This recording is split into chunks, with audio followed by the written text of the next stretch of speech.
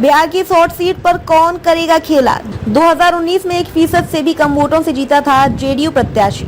जहानाबाद लोकसभा क्षेत्र का मतदान आखिरी चरण में 1 जून को होना है। इस बार के आम चुनाव में जहानाबाद की चर्चा पिछले यानी 2019 के आम चुनाव में हार जीत के मार्जिन पर खूब हो रही।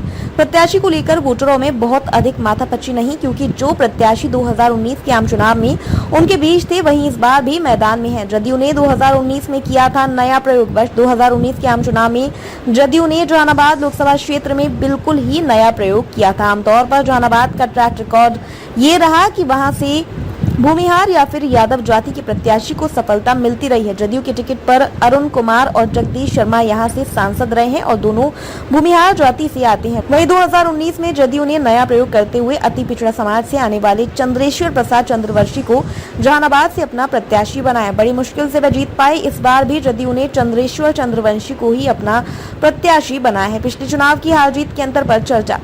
वर्ष 2019 के आम चुनाव में हार जीत का जहानाबाद में जो अंतर रहा वह पूरे प्रदेश में अनोखा था। जदयू प्रत्याशी चंद्रेश्वर चंद्रवंशी की जीत मात्र 1751 मतों से जहानाबाद में हुई थी। हाल ये था कि जदयू प्रत्याशी को 42.17% तथा राजद प्रत्याशी सुरेंद्र प्रसाद यादव को 41.95% वोट आए थे। इस अंतर पर 2019 में तो जमकर चर्चा हुई ही थी। साथ में इस बार के आम चुनाव में भी चुनावी बहस के केंद्र में ये मार्जिन है। प्रत्याशियों को लेकर कोई अनभिज्ञता नहीं। जहानाबाद लोकसभा क्षेत्र के लिए जो प्रत्याशी मुख्य रूप से मैदान में है उनके बारे में प्रत्याशियों के बीच कोई अनभिज्ञता की स्थिति नहीं है। परेशान कर रहा कम वोटिंग प्रतिशत और नोटा का प्रयोग।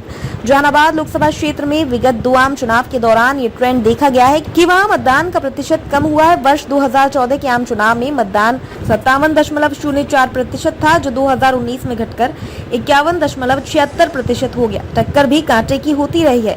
उस समय जदयू ने अपने दम पर चुनाव लड़ा था। अनिल कुमार शर्मा जदयू के प्रत्याशी थी और वह 12.43% वोट पा गए थे। नोटा भी राजनीतिक दलों की विमर्श में है। पिछली बार के आम चुनाव में जहानाबाद में 27,683 लोगों ने नोटा पर बटन दबाया था।